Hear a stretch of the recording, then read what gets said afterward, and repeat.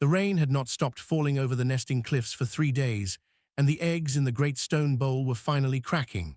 Dragonkin from every corner of the settlement gathered on the wet rocks to watch, wrapped in thick hide cloaks, their breath steaming in the cold air. This was the day of the choosing, when new hatchlings would be picked by warriors, healers, and nobles to become their bonded partners for life. It was the most important day on the calendar, more important than any harvest or festival, because a dragon without a bond partner rarely lived past its first year. One by one, the eggs broke open. Big, healthy hatchlings tumbled out, roaring weakly, their scales already showing hints of deep red, storm grey, or burnished gold. The crowd murmured with approval each time a strong one appeared, calling out names of warriors who might claim them. Near the back of the stone bowl, the last egg trembled and finally split apart. What came out was small, thin, with dull brown scales that looked more like mud than armor. Its wings were folded wrong, too big for its tiny body, and when it tried to let out its first cry, only a weak puff of smoke came from its mouth instead of fire. The crowd went quiet, then someone laughed. An elder female dragonkin, her scales silver with age, walked over and nudged the hatchling with her claw. She shook her head and turned to the others. "This one will not survive the season," she said. "Weak lungs, weak flame, crooked wings. Let it be. No warrior should waste a bond on a runt like this." The choosing continued. Strong hatchlings were called forward and paired with proud warriors who lifted them onto their shoulders while the crowd cheered. The runt was pushed further and further to the edge of the stone bowl, forgotten, shivering in the rain. Nobody wanted him. Nobody even looked at him twice. Among the crowd stood a human named Daniel Whitlock, a supply officer from the small human outpost built at the base of the mountain. He was not important. He did not command soldiers or fly ships. His job was to count crates of food and medicine and make sure the outpost never ran short of anything. He had only come to the choosing because his friend, a dragonkin trader named Rel, had invited him, saying it was a sight worth seeing at least once in a lifetime. Daniel had never seen anything like this before. He watched the big dragons get chosen with excitement and pride, and he watched the small brown hatchling get pushed further away with something that felt like a stone sinking in his chest.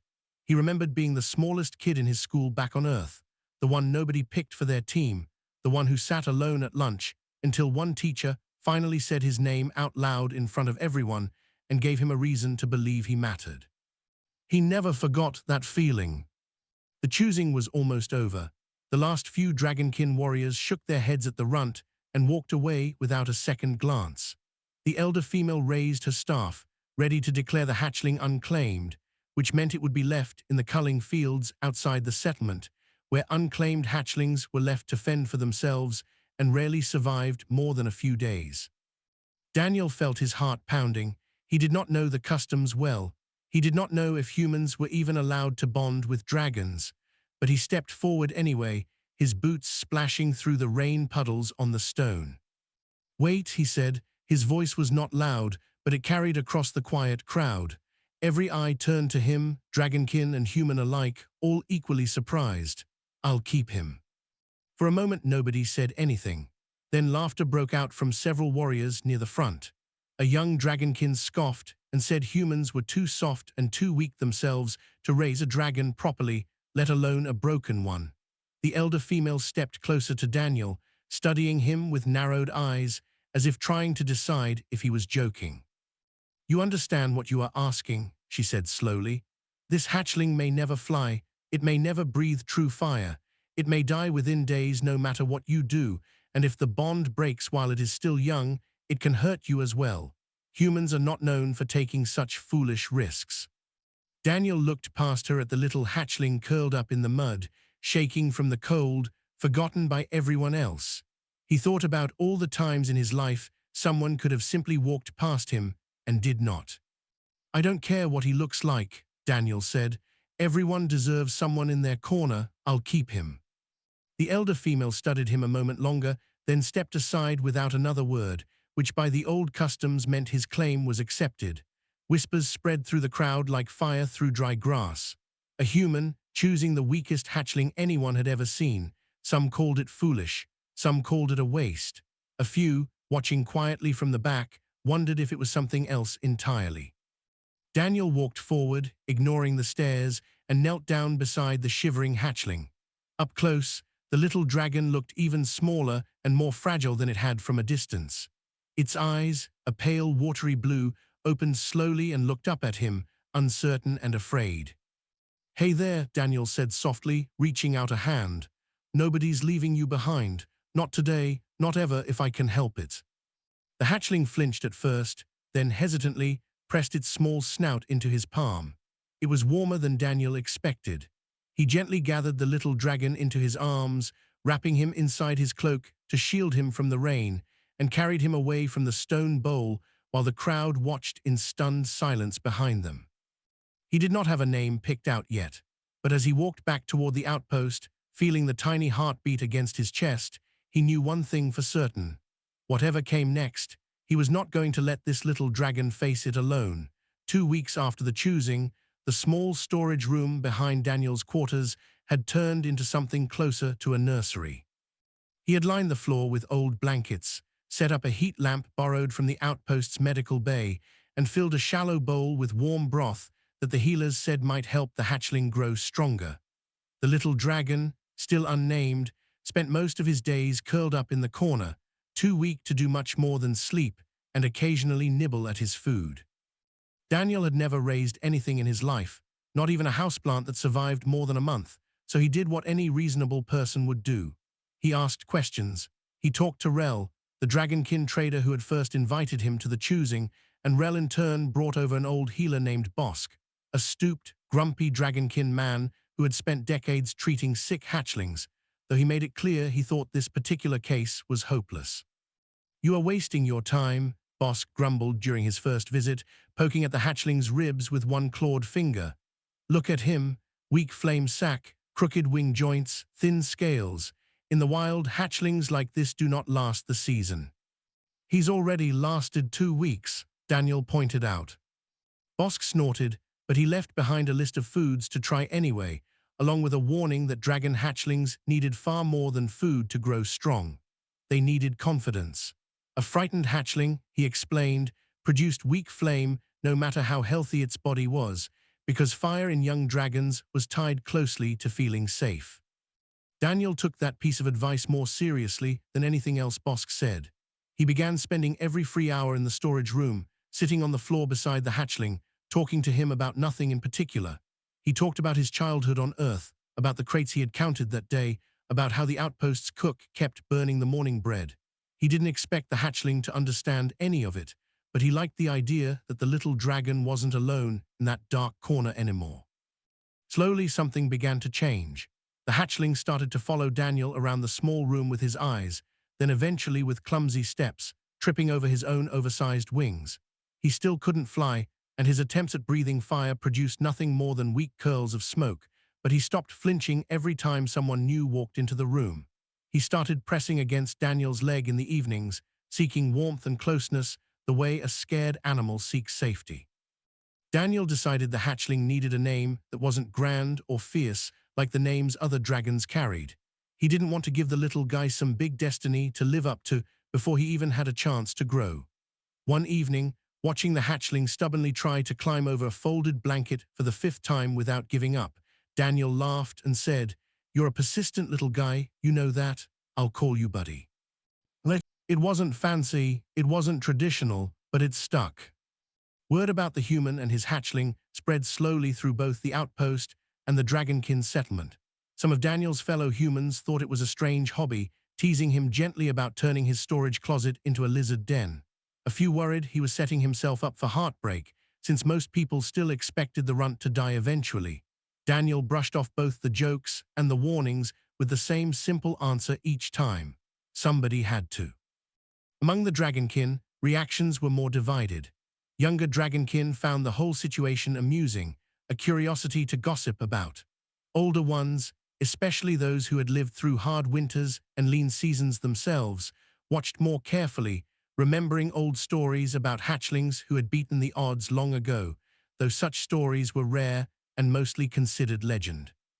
Rel became a regular visitor, partly out of friendship with Daniel and partly out of genuine curiosity about how a human with no dragonkin training was managing to keep a fragile hatchling alive this long.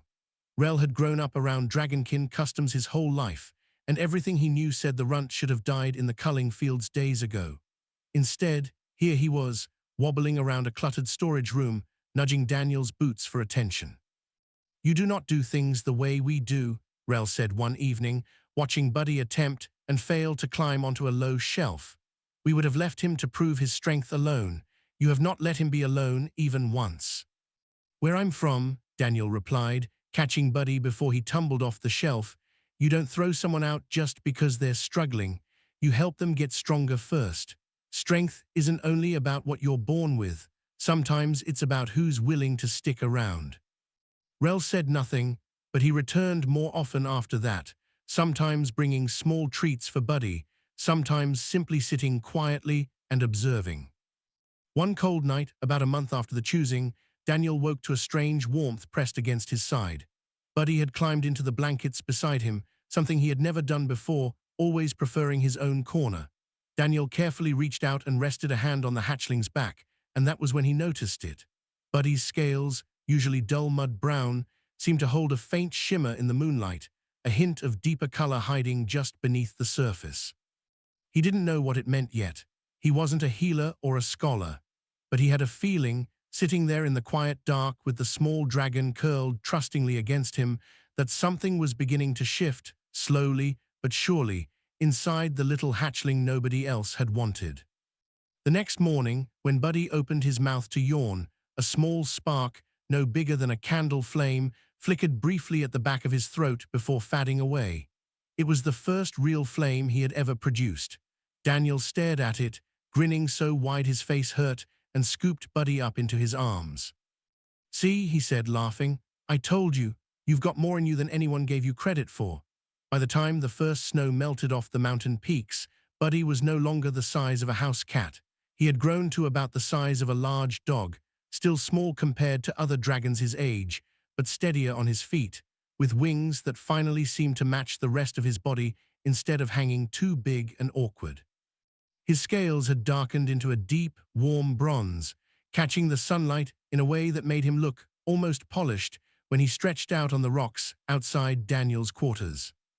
It was around this time that the settlement announced the season trial, an event held every year for young dragons entering their second stage of growth. The trial tested three things: flight over the training canyon, a controlled flame demonstration, and a short endurance run along the cliff paths.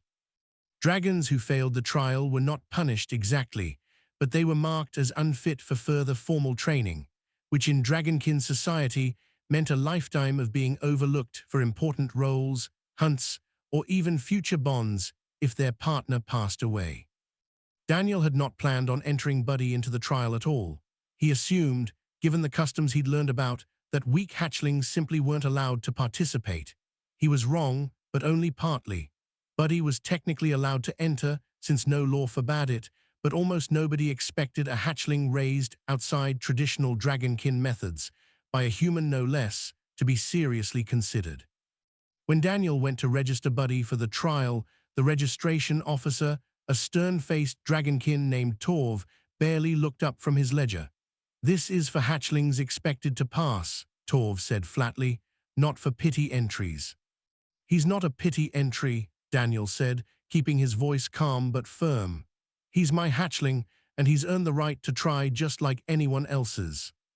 Torv finally looked up, studying Daniel with obvious skepticism before sighing and scratching Buddy's name onto the list.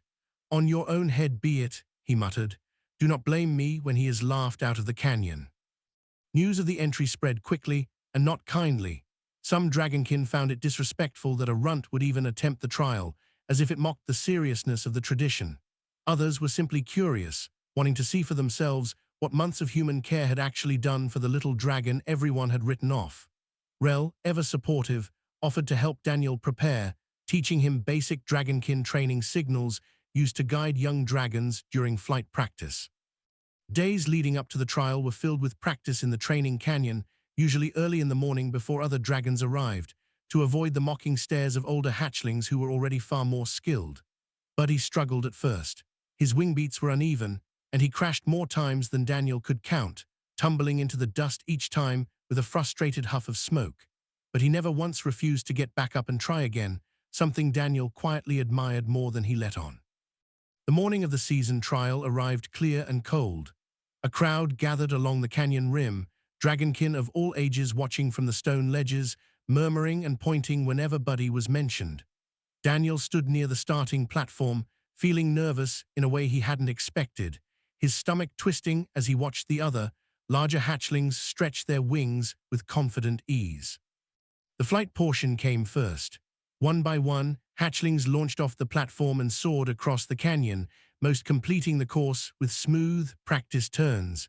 When Buddy's turn came, a ripple of quiet laughter passed through parts of the crowd. He looked so small standing at the edge compared to the others. Daniel crouched down beside him, ignoring the stares. "Hey," he said softly, just loud enough for Buddy to hear. "I'm not asking you to be the fastest or the strongest up there. Just fly your flight, that's all. I'll be right here when you land." Buddy turned his head, looked at Daniel for a long moment, then faced the open canyon and leapt. His wing beats were uneven at first, wobbling dangerously as he dropped lower than the others had. A few gasps rose from the crowd. Someone even called out that he was going to crash into the canyon wall. But Buddy steadied himself just in time, catching a rising current of warm air, and though his path was far from graceful, he pushed forward, wings straining, determination clear even from a distance. He didn't finish first, he wasn't even close, but he crossed the finish marker at the far end of the canyon on his own power, landing hard but upright, his sides heaving with exhaustion. The flame demonstration went similarly. Where other hatchlings produced roaring bursts of fire that scorched the demonstration targets black, Buddy's flame was smaller, a steady stream of orange gold that barely singed the target's edge. It wasn't impressive by size, but it was controlled, and it didn't waver once, which the judges noted with quiet surprise. By the final endurance run along the cliff path, most of the crowd had stopped laughing. Buddy finished last among all the entrants, stumbling across the final marker on shaking legs, but he finished. He completed all three parts of the trial that so many had assumed he would fail entirely. The head judge, an older dragonkin woman with scars along her wings, walked over slowly and studied Buddy for a long moment. "He did not win," she said finally, addressing the crowd, "but he did not fail either. He completed the trial as required." Rel, standing near the back of the crowd, allowed himself a small, satisfied smile. Whatever doubts he had carried since the choosing, they had quieted considerably that day. Daniel knelt down and pulled the exhausted little dragon into a tight hug, ignoring the sweat and dust covering his scales. "You did it," he whispered. "I told you, you've got more in you than anyone gave you credit for." Buddy let out a soft, tired huff, pressing his snout against Daniel's shoulder, and for the first time, a few in the watching crowd did not laugh at all. Smoke was the first sign that something had gone terribly wrong. Daniel smelled it before he heard the alarm bells ringing across the outpost, a sharp, burning scent carried on the wind from the direction of the Eastern Trade Road. He was in the middle of counting medical supplies when the alert came through his radio. A panicked voice reporting that raiders had struck one of the smaller dragonkin farming settlements near the base of the mountain, and that they were now moving toward the main settlement itself. The raiders were not dragonkin. They were a scattered group of exiled warriors from a rival mountain clan, ones who had been driven out generations ago and had spent years surviving through theft and violence rather than honest work. Every few seasons they grew bold enough to strike at settlements they judged weak, and this year, with talk spreading about odd happenings involving a human and a runt hatchling, they apparently believed the settlement's defenses were distracted or divided. Daniel dropped what he was doing and ran, his heart pounding. Buddy, now large enough to keep pace easily beside him, matched his stride, ears flat and eyes sharp with alertness he had never shown before. They reached the settlement's outer wall just as the first wave of raiders broke through the eastern gate on stolen mounts, torches blazing, weapons raised. The settlement's strongest dragons, the proud, powerful warriors who had been chosen with pride at every choosing ceremony, rushed to meet the attack. They were fast, strong, and trained in traditional dragonkin combat, breathing large gouts of fire that scorched the ground and sent raiders scattering. But the raiders were prepared for exactly that kind of attack. They had brought shields treated with fire-resistant resin and thick smoke bombs that blinded the dragons and threw off their aim. Several of the strongest warriors, so used to relying purely on overwhelming force, found themselves coughing and disoriented, easy targets for raiders sneaking in close with short blades. Daniel pulled Buddy behind a stone wall near the settlement's storage buildings, trying to think clearly despite the chaos around them. He wasn't a soldier. He had no weapons training beyond basic outpost defense drills, but he had spent months learning to read situations carefully, planning supply routes, anticipating problems before they happened, and right now his mind was racing through everything he had seen so far. "They're using the smoke to blind the big ones," Daniel said quietly, mostly to himself, watching another warrior stumble through a smoke cloud, swinging blindly. Nobody's watching low to the ground. Nobody's watching the storage buildings. As if to prove his point, a group of raiders broke away from the main fighting and crept toward the very storage building Daniel and Buddy were hiding behind, likely aiming to steal food and medical supplies while the settlement's defenders were distracted elsewhere. Daniel's stomach dropped. Inside that building were the outpost's emergency medical stores, supplies that dozens of families, human and dragonkin alike, depended on. He didn't have time to call for help. The raiders were already at the door. "Buddy," Daniel whispered, placing a hand on the young dragon's side. "I need you to listen to me." Small flame, low to the ground, right at their feet, not to hurt them bad, just to scare them back. "Can you do that?" Buddy's eyes were wide, his body trembling slightly, clearly frightened by the noise and chaos around them. But he looked at Daniel, held his gaze for a steady second, and nodded in the small way he always did when he understood something important. The raiders shoved open the storage door. Before they could step through, Buddy darted around the corner and released a low, controlled stream of fire directly across the entrance, not aimed to kill, but wide and sudden enough to startle the raiders back with a burst of heat and light. They stumbled away, shouting in surprise, momentarily blinded by the flash. Daniel used the opening immediately, grabbing a heavy wooden beam leaning against the wall and swinging it hard into the legs of the nearest raider, knocking him off balance and into the mud. It wasn't elegant. It wasn't the kind of fight dragonkin warriors trained years to master, but it worked. The raiders, confused and disoriented, retreated from the storage building entirely, regrouping further down the path. Mori defenders arrived moments later, drawn by the commotion, finally driving the scattered raiders back through the eastern gate and off the mountain entirely as the sun began to set. The battle, in the end, was won, though not without cost. Several warriors were badly burned or injured, and one of the smaller farming buildings had been reduced to ash. As the chaos settled, word spread quickly through the exhausted, relieved crowd about what had happened near the storage building. A runt hatchling and a low-ranking human supply officer, neither of them trained fighters, had held off a group of raiders through nothing more than quick thinking and steady nerve, protecting supplies that the whole settlement needed to recover from the attack. The elder female, who had once dismissed Buddy as unworthy during the choosing, found Daniel later that evening, sitting beside Buddy near the medical tents, both of them exhausted and covered in soot.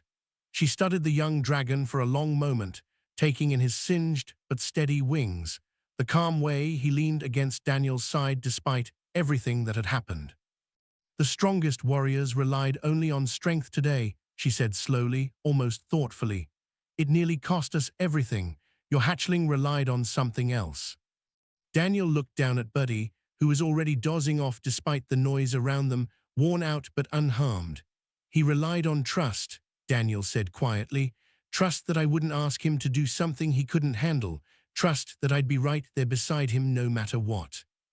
The elder female said nothing more, but she inclined her head slightly toward Daniel, a small gesture of respect that had never once been offered to him before, and walked away into the settling dusk, leaving him alone with his exhausted, steady, unlikely hatchling.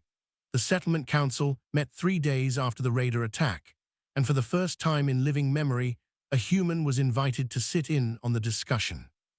Daniel felt out of place among the long stone table lined with elders, healers, and senior warriors, all dragonkin who had spent their whole lives inside customs he still barely understood.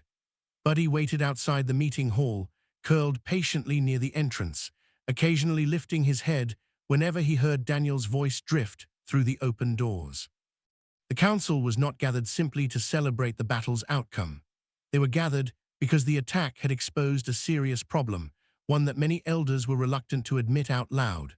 The settlement's strongest, most celebrated warriors, chosen specifically for their size and raw power at every choosing ceremony, had nearly been overwhelmed by a group of raiders using nothing more than smoke and simple tactics. Meanwhile, a hatchling once dismissed as a hopeless runt had helped stop a critical breach almost entirely through careful thinking and steady nerve. "We have built generations of choosing around one measure," said an elder named Pharaoh, a respected battle historian among the dragonkin. "Size, flame strength, wingspan. We assumed a hatchling's worth could be judged the moment it hatched. Perhaps that assumption has cost us more than we realized." Not everyone in the room agreed easily. A younger warrior named Krev argued that Buddy's success was simply an unusual exception, not proof that the entire choosing tradition needed reconsidering. "One clever hatchling does not undo generations of proven strength," he said firmly. "We cannot build our defenses around luck." "It was not luck," Daniel said quietly, and the room fell silent, surprised he had spoken at all. He hesitated only briefly before continuing. "Buddy didn't succeed because something special was baked into him at birth. He succeeded because somebody gave him a chance to grow, patiently, without giving up on him the moment he looked weak. I'm not a dragonkin expert. I don't know your traditions well. But where I come from, we've learned that potential isn't always obvious on day one. Sometimes it only shows up after someone bothers to nurture it." Pharaoh studied Daniel for a long moment, then nodded slowly. "There is wisdom in that," he said. "Perhaps our error was never in choosing strong hatchlings. Perhaps our error was in discarding the rest too quickly before they had any chance to prove otherwise." The debate continued for hours, but by the end of the council meeting, a decision was reached, cautious and incremental rather than sweeping. A small pilot program would be established, allowing a limited number of hatchlings previously marked as unfit for bonding to be given a full season of proper care and support before any final judgment was made about their future. It wasn't a complete overturning of tradition, but it was a real crack in a system that had stood unquestioned for generations. Rel, who had watched the entire proceeding from near the doorway, caught up with Daniel afterward as they walked back toward the storage room that had slowly, over the months, become something closer to a proper home for Buddy. "You have changed more today than you understand," Rel said. "Our customs do not shift easily. It usually takes a disaster or a miracle to move an elder's mind. You managed both within the same week." Daniel laughed tiredly, rubbing the back of his neck. "I wasn't trying to change anything," he admitted. "I just wanted to give one hatchling a fair shot." "Sometimes," Rel said, "that is exactly how real change begins." Over the following weeks, Buddy continued to grow steadily stronger, his flame deepening from a thin orange stream into a richer, more controlled burst of fire, his flight smoothing out until he could keep pace comfortably with dragons twice his size. Healers who examined him noted something unusual in his growth pattern, something they hadn't seen clearly documented before. His body seemed to have developed unusually efficient control over his flame and flight muscles, likely a direct result of the patient, low-stress environment he had been raised in, rather than the harsh, competitive conditions most hatchlings endured from birth. One healer, intrigued by the pattern, began quietly documenting Buddy's growth alongside a handful of other hatchlings entered into the new pilot program, comparing their development against traditionally raised dragons. Early results suggested something the dragonkin had never seriously considered before, that emotional security and patient care during early growth stages might matter just as much as, if not more than, whatever traits a hatchling was born with.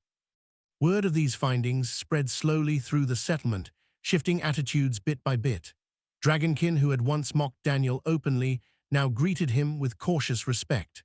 Some even began asking him questions about his approach, curious whether similar patients might help their own struggling hatchlings from past seasons who had been quietly written off. Daniel found the attention strange and a little uncomfortable. He wasn't a scholar or an expert. He hadn't set out to prove any grand theory about strength or nurture. He had simply looked at a scared, shivering hatchling nobody wanted and made a promise to stick around no matter what happened next. One evening, sitting outside their quarters, as the sun set behind the mountain peaks, Buddy leaned his now considerably larger head against Daniel's shoulder, letting out a low, content rumble deep in his chest. Daniel scratched gently beneath his jaw, watching the colors of sunset spread across the sky. "You know," Daniel said softly, "a lot of people back where I come from would have told me I was wasting my time on you. Some people here probably still think that too." Buddy huffed quietly, a sound Daniel had come to recognize as amused disagreement. "Yeah," Daniel said, smiling. "I think they were wrong too. 3 years passed, and the mountain settlement looked different in small but meaningful ways. Near the old stone bowl, where the choosing ceremony was still held every season, a new wooden shelter had been built, simple and unremarkable to look at, but important to everyone who understood its purpose. It was where hatchlings who went unclaimed on choosing day were now taken, cared for by a rotating group of volunteers, human and dragonkin alike, until either a bond partner came forward or they grew old enough to make their own way. It wasn't a perfect solution. Some hatchlings still struggled, but none of them were left alone in the culling fields anymore. Buddy stood taller now, broad-shouldered and steady on his feet, his bronze scales gleaming with a quiet strength that no longer needed to prove itself through size alone. He wasn't the biggest dragon in the settlement. He wasn't the fastest flyer or the strongest fire-breather either. But he had earned a reputation few dragons his age carried, known throughout the settlement as calm under pressure, clever in a crisis, and fiercely loyal to anyone he considered family. Daniel had changed too, though less visibly. He still worked as a supply officer, still counted crates and organized shipments, still complained good-naturedly about the outpost cook burning the morning bread. But he had also become something of a quiet mentor, occasionally sought out by other humans and dragonkin alike who wanted advice on raising struggling hatchlings, or simply wanted to understand how patience and steady presence could shape a young dragon's future. On this particular morning, the settlement gathered once again for the annual choosing ceremony, the stone bowl crowded with dragonkin wrapped in cloaks against the chilly mountain air, much as it had been the day Daniel first stood among them as an outsider unsure of his place. Eggs cracked open one by one, releasing hatchlings of every size and color, most claimed quickly by eager warriors and hopeful families. Near the back of the bowl, one egg remained unclaimed longer than the others. A small hatchling with thin, uneven wings and dull gray scales crawled out weakly, letting out a soft, trembling cry instead of a proud roar. A few onlookers exchanged familiar, doubtful glances, murmuring quietly among themselves the same way they once had about Buddy. Daniel watched from where he stood beside Rel, feeling an old, familiar tightness settle in his chest. But before he could step forward, he felt Buddy move first, walking calmly past him toward the small, shivering hatchling. The crowd fell quiet, watching curiously as the grown dragon lowered his head beside the tiny newcomer, nudging it gently with his snout the same way Daniel had once done for him. Buddy let out a low, steady rumble, unmistakably reassuring, and the frightened hatchling slowly stopped trembling, leaning into the warmth beside him. "I believe," Rel said quietly, a small smile tugging at his mouth, "your hatchling has decided to continue what you started." Daniel felt something warm swell in his chest as he watched Buddy carefully scoop the tiny hatchling closer, clearly signaling his intention to look after this new, overlooked little one himself, with Daniel's quiet support standing steady behind him. It wasn't tradition exactly.